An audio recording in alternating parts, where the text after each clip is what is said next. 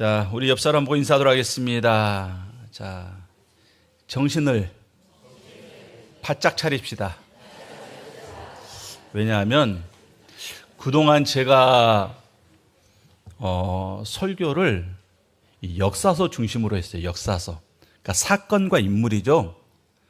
여러분, 사건과 인물은 쉬워요.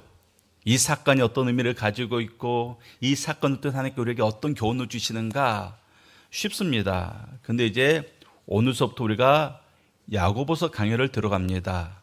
야고보서뿐만 아니라 바울 서신, 또 야고보 서신, 베드로 서신, 요한 서신, 모든 서신서는 어려워요. 왜 어렵냐 하면 신앙의 원리를 담고 있거든요. 원리. 그러니까 여러분 이렇게 생각하시면 됩니다. 학교 다닐 때 국사, 역사 공부하고 헌법 공부하고 어느 게 어렵습니까? 법이 어렵죠. 우리가 지금 법을 공부하는 거예요. 그래서 사실 이미 진작 우리가 들어갔어야 되는데 좀 쉬다가 좀 우리가 좀 체력을 키우는 기간을 갖다가 이제 오늘서부터 야고보서 강해를 들어갑니다. 그래서 여러분들이 정신을 바짝 차리고 듣지 않으면 어려워요. 왜냐하면 이 원리를 설교하는 데는 단어 하나하나가 굉장히 중요하거든요. 단어 하나하나가. 이 단어가 어떤 의미를 가지고 있는가. 그래서 여러분들이 정신을 차려야 되고 되도록이면 기록을 하십시오. 안 그러면 졸게 됩니다. 자, 졸게 되면 따라하세요. 제가 몇 번 했던 말이죠. 졸면 정령 죽으리라.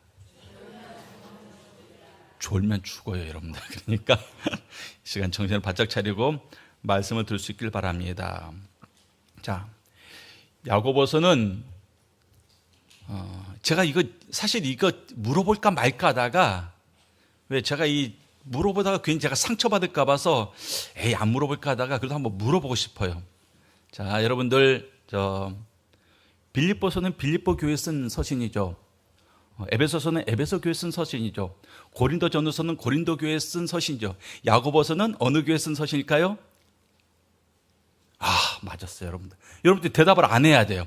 야고보 교회요. 그럼 틀리는 겁니다. 야고보서는 어느 교회에 쓴 게 아니라 야고보가 썼다 그래서 야고보서예요. 그러니까 바울이 쓴 서신서는 대부분 교회에 썼습니다. 그래서 그 편지를 받는 교회의 이름을 썼어요. 로마서, 에베소서, 빌립보서 다 교회 이름입니다. 근데 야고보서나 베드로 전후서, 요한 1, 2, 3서 이것은 저자의 이름을 따서 이 성경의 이름을 지었습니다. 그래서 야고보서는 바로 야고보가 썼습니다. 근데 중요한 것은 성경에 좀 이름 있는 야고보가 3명이 나와요. 첫째 야고보는 세베대의 아들 야고보가 있습니다. 우리가 알다시피 요한의 형제예요. 요한의 형제이자 예수님의 12제자 중에 한 사람입니다. 그리고 신약 성경에서 가장 먼저 최초로 순교했던 사람이 바로 이 야고보 사도입니다. 이 야고보 사도가 있어요. 두 번째로는 알페오의 아들 야고보가 있습니다. 이 사람도 예수님의 12제자 중에 한 사람이에요. 그래서 일명 작은 야고보 그렇게 부릅니다. 세 번째 야고보가 있습니다. 이 사람 바로 예수님의 형제 야고보예요. 그러니까 예수님의 동생이죠. 자, 세 사람 중에 어떤 사람이 야고보서를 썼을까요? 세 번째. 예수님의 형제 야고보가 바로 이 야고보서를 기록했습니다. 자, 그러면 야고보가 편지를 썼구나. 그런데 이 편지를 받는 사람은 누구일까요? 이 편지를 받는 사람은 바로 흩어져 있는 12지파 그렇게 말하고 있습니다. 1절에서 흩어져 있는 12지파에게 문안하노라. 자, 우리가 알다시피 이스라엘 백성들이 광야 생활하다가 이제 가나안 땅에 들어갔잖아요. 가나안 땅에 들어가서 땅을 분배받았죠. 가나안 땅을 지파들이 제비 뽑아서 나눠 가졌습니다. 그래서 각 지파마다 그곳에 모여 살았어요. 그런데 오늘 말씀 봤더니 흩어져 있는 12지파 흩어졌다고 말하고 있습니다. 이들이 모여 있었는데 흩어졌대요. 왜 흩어졌을까요? 고향 땅에 있으면 죽기 때문에. 기독교에 대한 박해가 심해졌습니다. 그래서 예수를 믿는다라는 이유 때문에 잡아가두고 죽이는 일들이 벌어지고 있었습니다. 그래서 뿔뿔이 흩어진 거예요.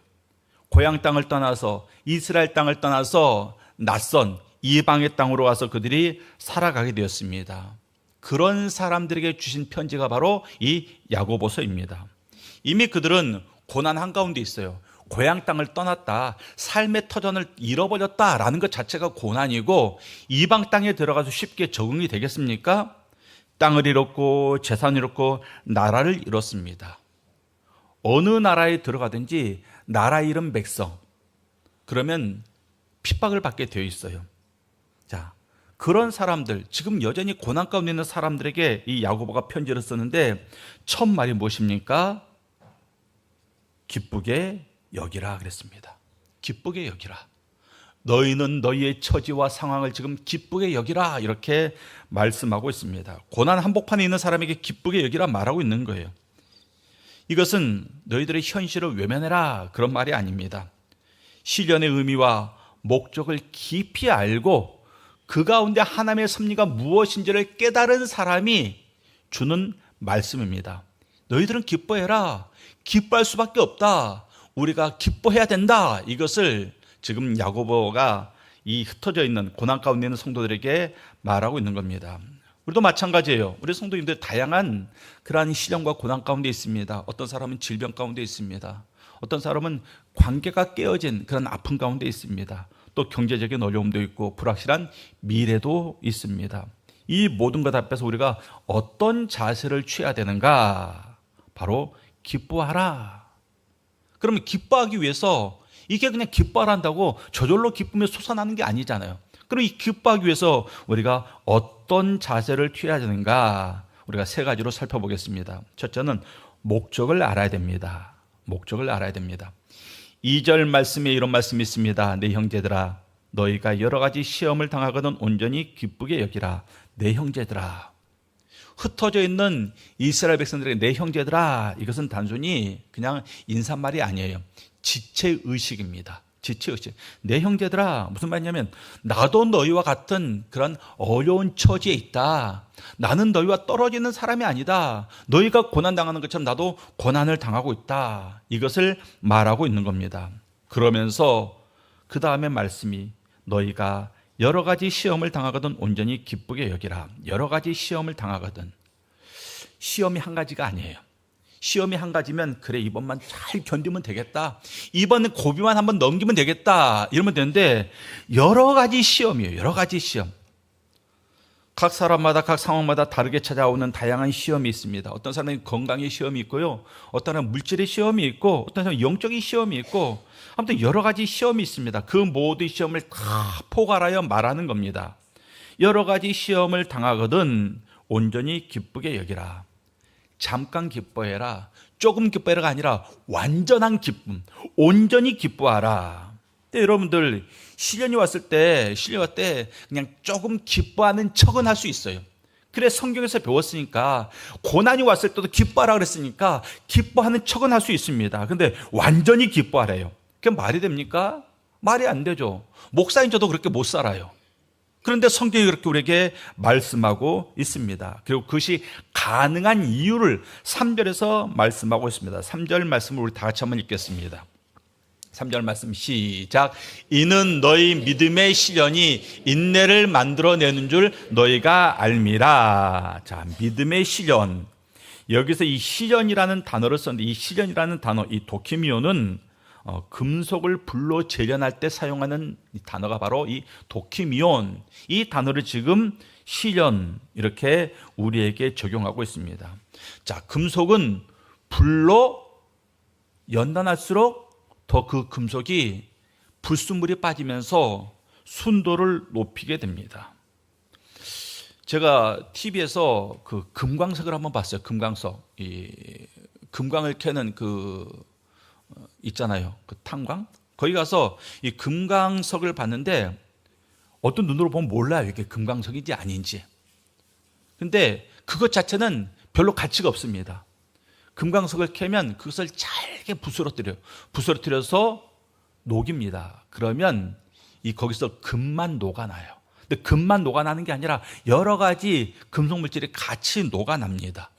그 과정을 여러 번 거칠수록 더욱더 순전한 금을 얻게 되는 겁니다.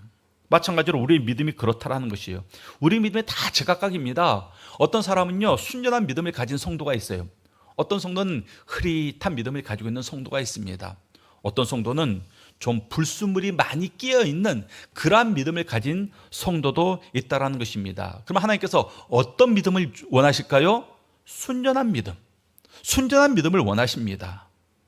그래서 베드로전서 4장 12절에 이렇게 말씀하고 있습니다. 베드로전서 4장 12절 말씀.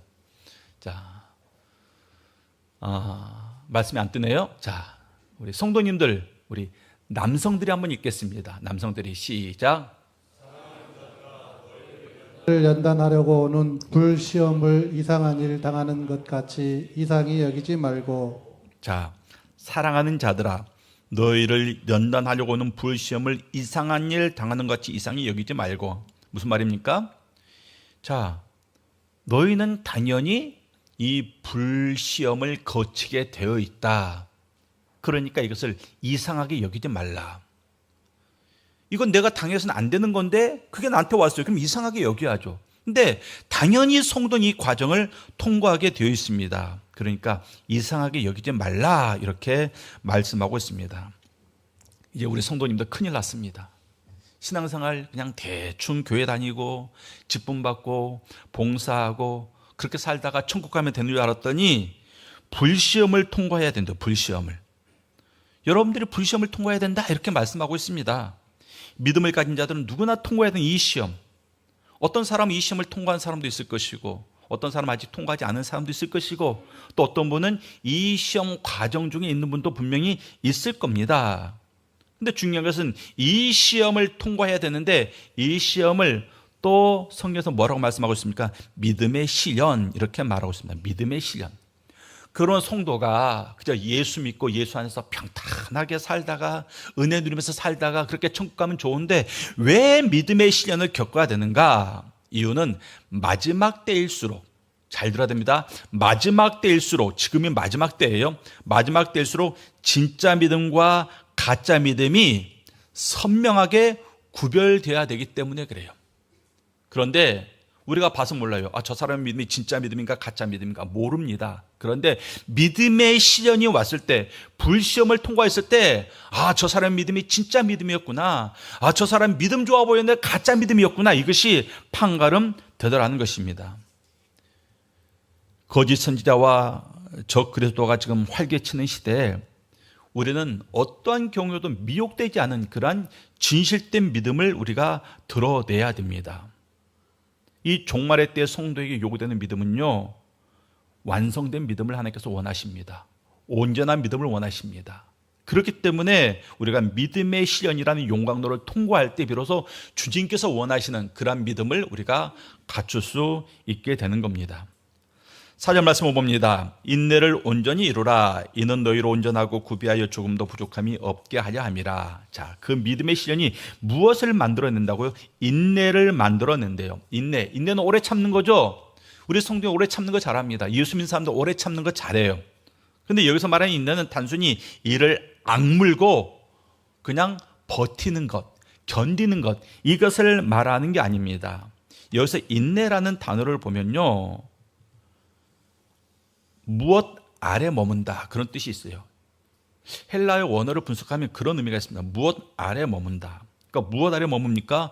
무거운 짐을 지고 있는데 쓰러지지 않고 그 무거운 짐 아래서 버티고 있는 그 모습을 말하는, 그래서 바로 인내라고 말하고 있습니다. 또 다른 의미가 있는데, 폭풍 속에서 이 나무가 꺾이지 않고 굳건히 서 있는 그 모습, 이러한 이미지도 가지고 있습니다. 그러니까 힘이 없는 사람이, 약한 사람이 다른 방도가 없어서 그저 할 수 있는 게 참는 것밖에 없어서 억지로 참고 견디는 것을 인내라고 말하는 게 아니라, 강한 자가, 힘 있는 자가 자기의 자리를 어떠한 상황 속에서도 흔들리지 않고 굳게 지키는 모습, 이것을 인내 이렇게 말하고 있는 겁니다. 근데 이런 인내는 시련이 없으면 만들어지지 않는다라는 것이요, 시련을 통해서 이런 인내가 만들어집니다. 여러분들, 수영을 잘하려면 뭐 해야 됩니까? 열심히 수영 강사로부터 이론 수업을 들어야 됩니다. 그래, 팔은 어떻게 뻗고 숨은 언제 내쉬고, 그런 것들을 열심히 이론 수업을 배워야 돼요. 근데 이론 수업만 배워서 수영이 잘할 수 있을까요? 아닙니다. 수영 실력이 늘려면요, 물속에 들어가야 돼요. 물속에 들어가야 됩니다. 그때 비로소 수영 실력이 늘어나는 겁니다. 마찬가지로 인내라는 것은 이 시련이라는 삶의 현장 속에서 만들어지는 거예요. 삶의 현장 속에서. 그러니까 삶의 현장에 들어가지 않으면 이 인내를 만들기 어렵습니다. 그러니까 예수 믿는 사람은 삶의 현장과 떨어져서 살아서는 안 돼요. 나는 하나님이 너무 좋아. 나는 평생 말씀 보고 기도하고 찬양 들으면서 이렇게 살고 싶어. 그래서 나는 기도원에 들어가야지. 그래서 집도 내팽개치고 회사도 안 다니고 기도원에서 그냥 평생을 주여 주여 하며 살면 그게 좋은 믿음입니까? 아니에요. 삶의 현장에서 멀어졌잖아요. 그런 신앙은 믿음의 시련을 거친 다음에 인내를 만들어내지 못합니다. 그래서 성도들의 삶은 항상 삶 속에 들어가야 되고 삶 속에 깊이 들어가야 됩니다. 예수님께서 제자들을 불러 모으셔가지고 저 산 위에 올라가서 어떤 기도원 같은 거 수동 같은 거 만들어 놓고 나를 믿으면 다 이리 와라. 그래서 그곳에서 사람들을 모아놓고 교육시키지 않았어요. 예수님이 뭐 했습니까? 사람들의 삶 속에 깊이 들어갔습니다. 낮은 자, 아픈 자, 병든 자, 죄인들 속으로 예수께서 깊이 들어갔어요. 삶의 고난이 있고 고통이 있고 시련이 있는 곳으로 예수께서 직접 들어가셨습니다. 신앙생활은 그렇게 하는 거예요.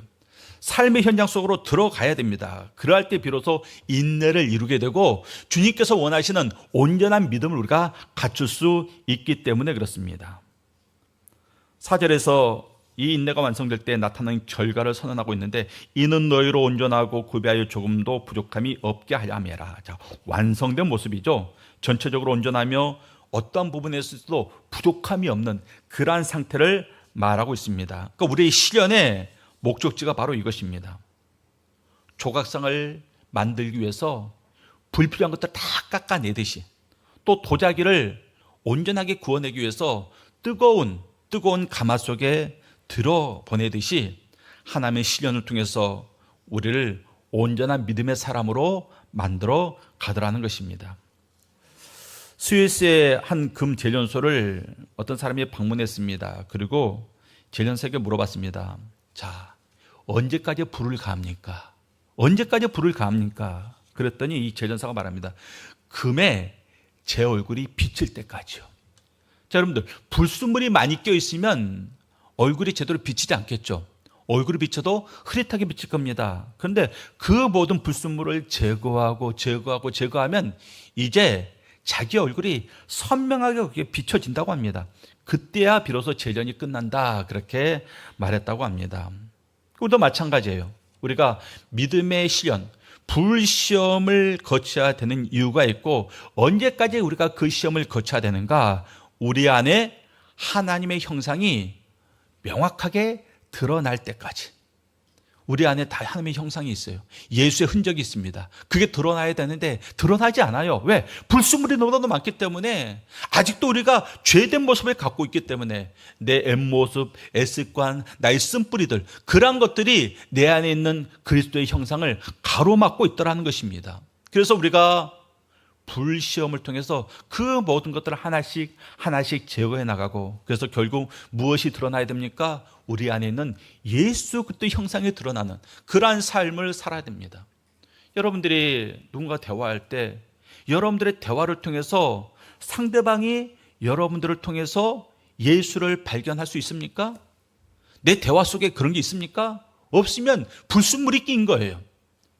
내 표정을 통해서 내 삶의 모습을 통해서 누군가가 저 사람이 예수님 같아 그런 고백이 나옵니까? 그게 없으면 우리에게는 불순물이 많이 껴있는 거예요. 그래서 이 불시험을 거쳐서 그 모든 불순물을 제거하고 그래서 저 사람은 정말 말하는 게 예수님 같아. 저 사람은 행동하는 게 예수님 같아. 저 사람에게는 그리스도의 향기가 나. 이런 고백을 우리가 받아야 됩니다. 이렇게 인정받을 때까지 뭐가 있다고요? 불시험이 있다. 이것을 성경이 말씀하고 있습니다. 하나님은 우리와 관련된 것들을 굉장히 귀하게 여기십니다. 함부로 여기지 않아요. 우리의 시간, 우리의 물질, 우리의 상황, 우리의 시련, 우리의 아픔까지도 하나님께서는 귀하게 여기십니다. 그리고 그 모든 것들을 통해서 합력하여 선을 이루시면서 하나님의 뜻을 이루어 가시는데 우리의 삶 가운데 고난, 시련도 바로 그 과정 중에 하나라는 것입니다. 우리 성도님들 삶 가운데 어떤 시련이 있을 겁니다. 그 시련이 내 삶을 무너뜨리는 것처럼 느껴질 수 있어요. 근데 절대 아닙니다. 무너질 수 없습니다. 왜? 우리는 하나님께서 붙잡고 가는 인생이기 때문에. 아멘. 기억하십시오. 하나님의 손 안에서의 시련은 우리를 완성시키는 도구입니다. 그래서 금은 불 속에서도 빛나고 도자기는 가마 속에서 완성되는 것처럼 성도는 시련을 통해서 우리의 믿음을 온전히 세워져 나갈 수 있습니다. 그렇기 때문에 시련이 왔을 때 뭐하라? 기뻐하라, 이렇게 말씀하고 있는 겁니다. 두 번째, 지혜를 구해야 됩니다. 5절 말씀, 이번에 우리 자매님들이 한번 읽겠습니다. 5절 말씀. 자, 시작.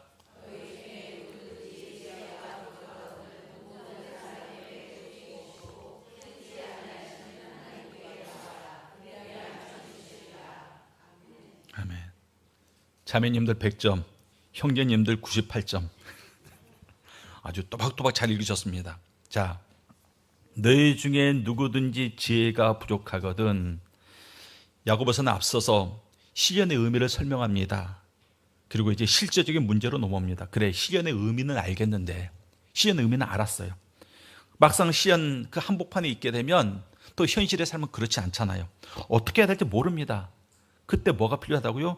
지혜가 필요하다, 이렇게 말하고 있습니다. 지혜, 헬라어 소피아. 근데 이 지혜는 단순한 지식이나 정보가 아니에요. 성경에 말하는 지혜는 무엇입니까? 하나님의 뜻을 분별해서 어디로 가야 될지, 무엇을 선택해야 될지, 이게 알아내는 그러한 능력이 바로 지혜입니다. 그러니까 우리가 시련이 왔어요. 내가 어떻게 행동해야 되지? 어디로 가야 되지? 무엇을 말해야 되지? 어떻게 행동해야 되지? 이것을 우리가 어떻게 알 수 있느냐? 지혜를 통해서 알게 됩니다. 그래서 지혜가 없으면 시련은 말 그대로 시련이에요. 우리의 삶을 쫙 구렁텅이로 끄집어 내립니다. 그런데 지혜가 있으면 시련은 더 이상 시련이 아니에요. 성장의 발판이 됩니다. 그러면 우리가 하나님께 어떻게 구해야 되는가? 야고보는 우리의 기도를 들으신 하나님을 두 가지로 묘사하고 있습니다. 모든 사람에게 후히 주시는 하나님.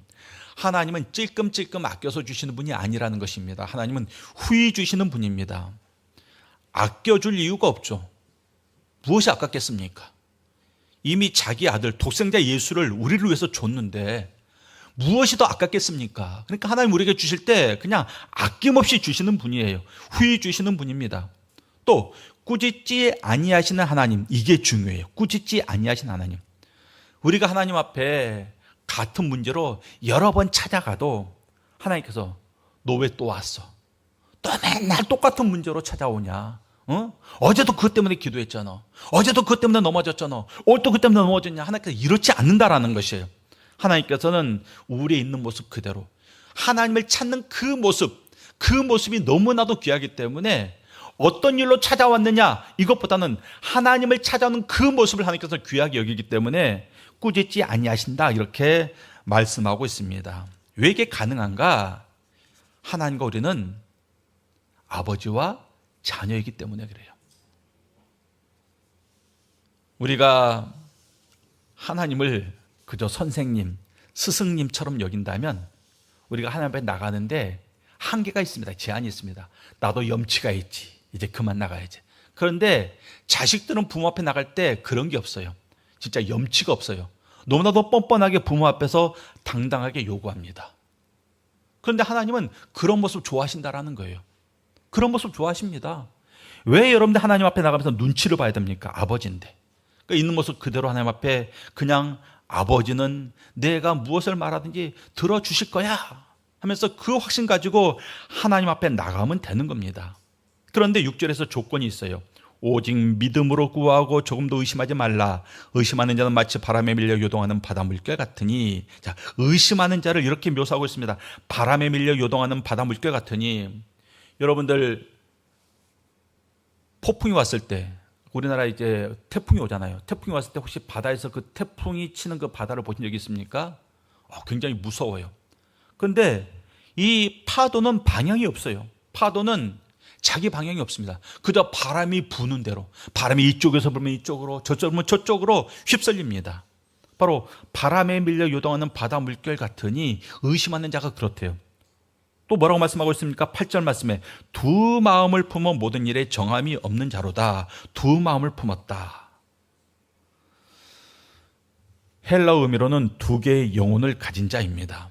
두 마음을 품었다라는 것은 그럴 수 있겠다라고 받아들이는데, 두 영혼을 가진 자, 이 말은 굉장히 무섭게 다가옵니다. 두 영혼을 가졌대요.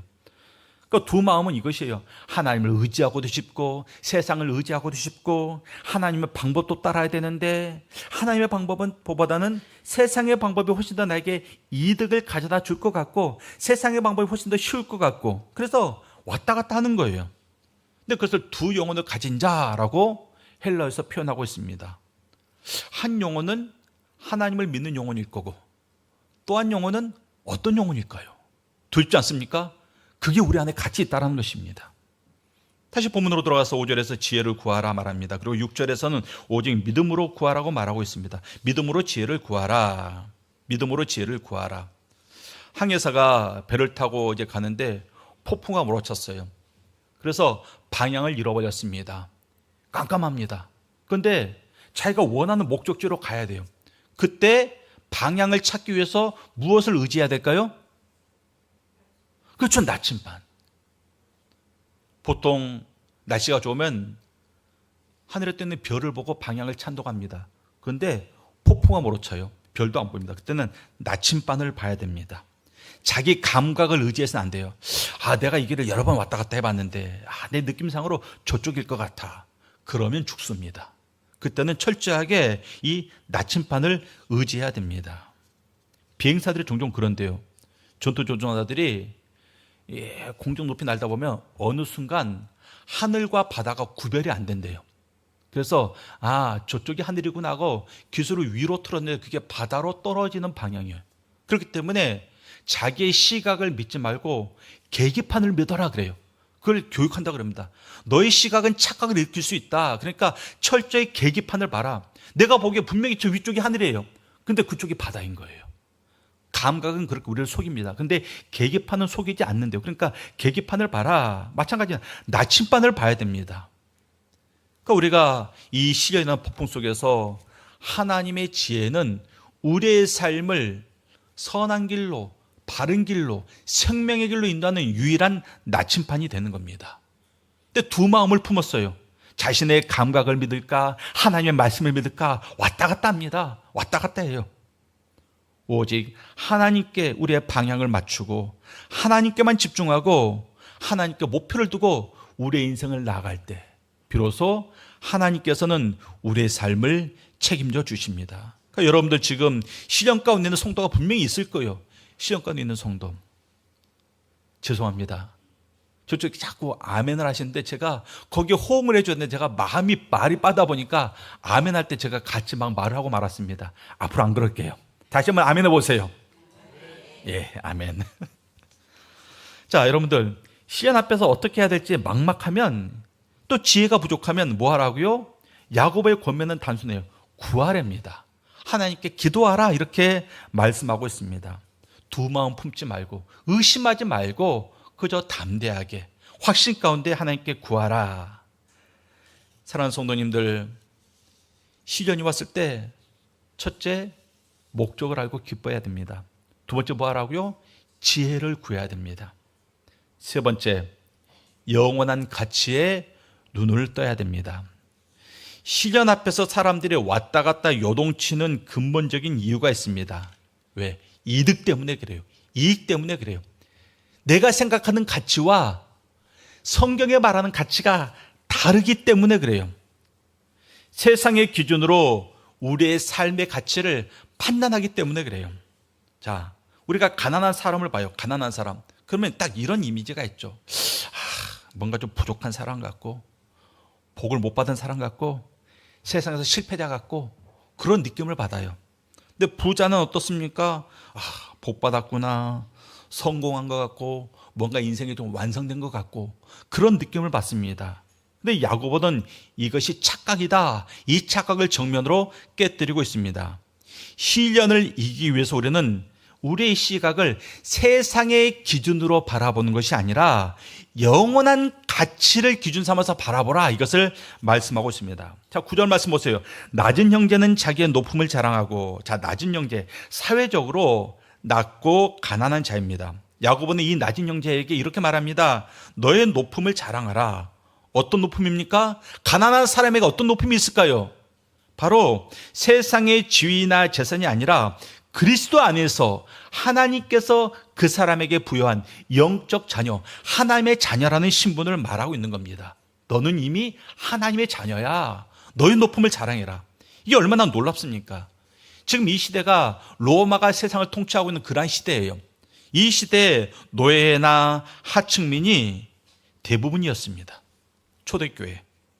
근데 그런 사람들에게 너는 하나님의 자녀다. 너의 신분은 세상의 황제보다 높다. 이것을 지금 말하고 있는 겁니다. 그래서 세상이 아무리 너를 낮게 바라보고 비천하다, 가난하다, 불쌍하다 그렇게 여길지라도 하나님께서 나를 자녀 삼았기 때문에 너희는 그런 소리에 흔들리지 말고 너의 높음, 하나님의 자녀됨을 자랑하라, 이렇게 말하고 있는 겁니다.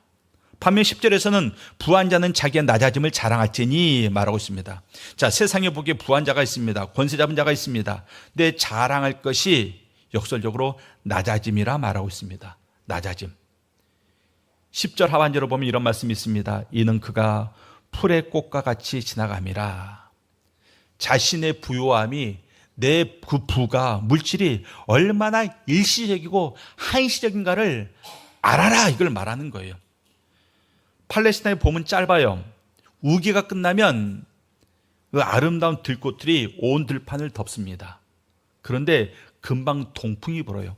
팔레스타인 지역의 동풍은 뜨거운 바람입니다. 이 동풍이 불기 시작하면 며칠 만에 그 아름다운 꽃들이 다 시들어 버린다고 합니다. 그러니까 그것을 말하는 거예요.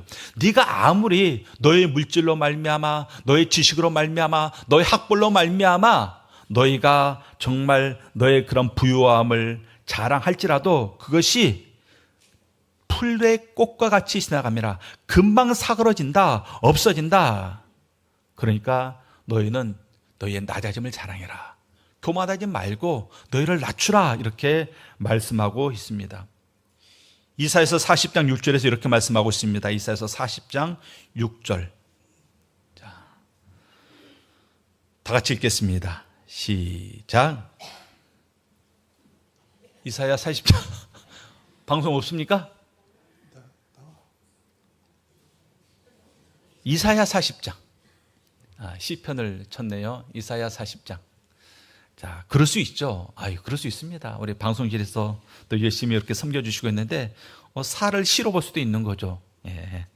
모든 육체는 풀이요, 그 모든 아름다움은 들의 꽃과 같으니 풀은 마르고 꽃은 시드나 우리 하나님의 말씀은 영원히 서리라 그랬습니다.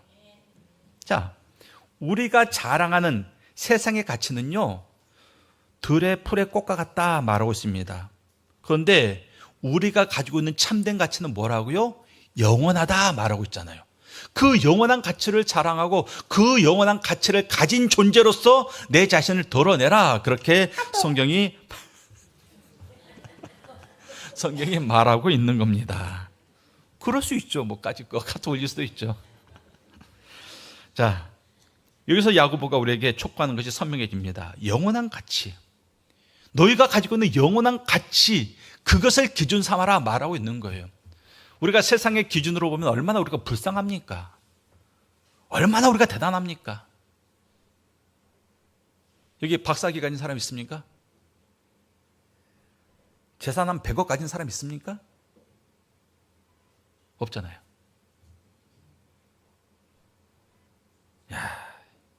그런데 우리에게는 그런 들의 풀의 꽃 같은, 아침 안개 같은 그러한 썩어질 것들이 아니라 영원히 가는 그런 영원한 가치들을 우리가 가지고 있습니다. 영생, 구원, 천국, 하나님의 자녀라는 그런 가치들. 우리가 삶 가운데 왜 흔들립니까? 영원한 가치로 내 자신의 삶을 판단하지 않고 자꾸 세상의 가치로 내 삶을 판단해요. 그래서 없네, 가난하네, 못생겼네, 불쌍하네. 아니라니까요. 하나님 우리를 그렇게 칭한 적이 한 번도 없습니다. 하나님은 늘 우리를 바라보면서 귀하다, 복되다, 아름답다 이렇게 여기고 있는데, 하나님이 우리를 그렇게 여기고 있는데 우리가 감히 뭐라고 하나님이 우리를 귀하다고 하는데 그 하나님 앞에서 저는 천합니다, 전 부족합니다, 전 불쌍합니다. 말이 안 되는 거죠. 말이 안 되는 겁니다. 그러니까 영원한 가치 기준으로 내 삶을 바라봐야 됩니다. 하나님의 저울 앞에서 세상의 가치는요, 아무런 무게가 없어요. 하나님 저울에서는 영원한 가치만 무게를 갖게 됩니다. 우리 사랑하는 성도님들, 여러분들이 그것을 이미 가지고 있습니다. 그리고 우리가 당하는 시련들은 그 영원한 가치를 더욱더 밝게 드러내는 그러한 작용을 하는 거예요. 우리가 시련을 당할 때 그 영원한 가치가 더욱더 풍성해집니다. 우리 사랑하는 성도님들, 뭐 해야 된다고요?